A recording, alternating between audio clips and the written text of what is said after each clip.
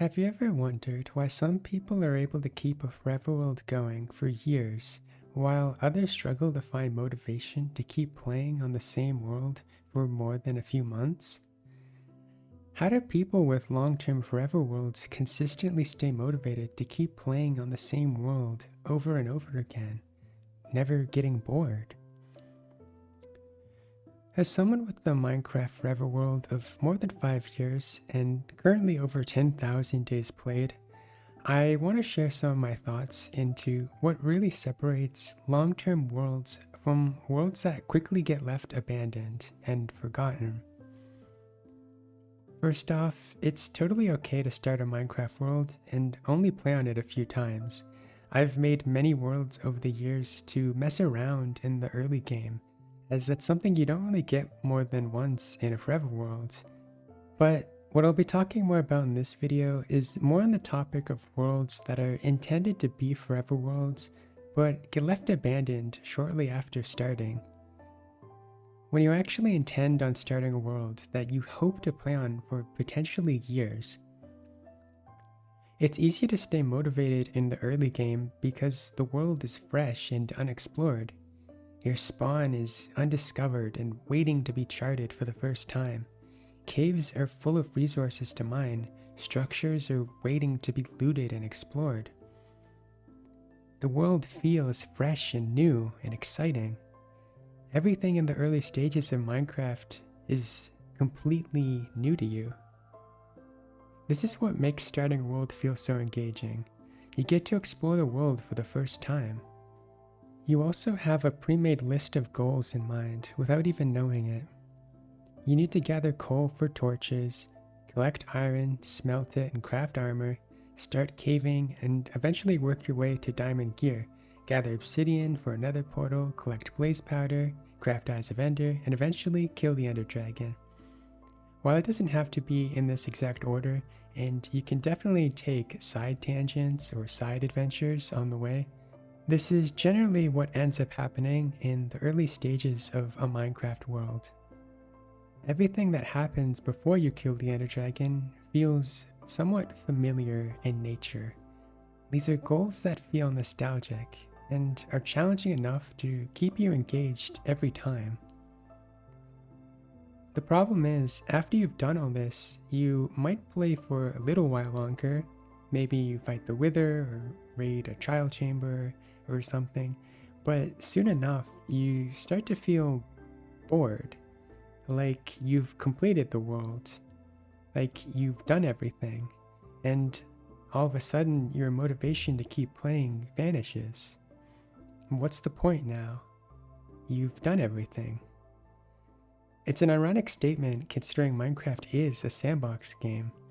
You can't do everything in a sandbox game. Technically, you can always come up with ideas of things to build and projects to do in your world. It's especially problematic because the process is usually the same every single time. Maybe you've built a starter house, a couple farms, but then that's it. You never really get to those weird and obscure projects that you only really do in a forever world. These are the kinds of projects that you never see in these quick fix Minecraft worlds because, well, people just get tired of playing and don't end up doing them. You kind of do have to be intrinsically motivated to start these projects. The kinds of builds that people make on worlds that they spend fewer than a couple hundred days on are really just the surface level ideas, like starter farms, starter houses, that sort of thing. But the really interesting builds, those only really come about when you've had enough time to do those builds on the same world. And you have to get to a point where you can build those because you've done all of the other basic ideas. I view killing the ender dragon as a starting point. After you've killed the ender dragon, that's when a forever world really begins, or at least has the potential to begin. From this point, players can leave the world and just not touch it again, or they can continue and keep playing on it. It's where most players quit their world and end up taking a long break from the game. But the players that keep playing on the world after killing the Ender Dragon, these are the players that are more likely to keep a forever world going in the long term. I think the secret is to be intrinsically motivated, to set personalized goals for yourself of things you actually want to do in the game. If you want to build a zoo like I have in my forever world, then do it. Personalize your world however you want with projects that you specifically are excited to create. Get inspired from others online and come up with your own ideas to do. The game no longer guides you in a direction anymore, so you have to start consciously setting goals for yourself to do. Currently, in my world, I'm building a custom sulfur biome for my zoo. This project excites me to keep playing because I like world building, and every build I create adds to the world. To be intrinsically motivated in relation to Minecraft means to enjoy the process of playing on your world and experiencing new things inside of it. Not because someone is telling you to do it, or because there is some reward at the end. The act of playing on your world, whether it's building aesthetic builds, creating redstone contraptions, exploring parts of your world, that is the reward itself.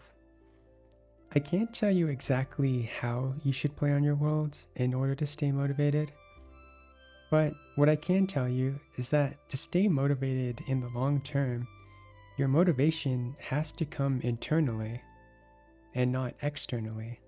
And if you do end up taking a break from your forever world, then that's totally okay. I take breaks from my world all the time. And what's funny is that after becoming a Minecraft YouTuber, I actually end up playing the game less than I did before, although I say that my enjoyment has increased. I'm not saying that you have to become a Minecraft YouTuber to enjoy the game. That's not at all what I'm saying. But what I am saying is that you can definitely enjoy the game without having to constantly play it and without having to constantly come up with ideas of what to do. If you're not feeling inspired, then you can take a break from the game. It doesn't mean that your world has been abandoned. It just means that you're taking a break from that world or the game in general. And I think that's totally fine. So, I wanted to leave you all feeling inspired to keep playing on the world that you last created, or to start a new one if you don't have one already, and to actually stick with it this time. So, if you enjoyed today's Minecraft discussion, please consider liking the video and subscribing for more.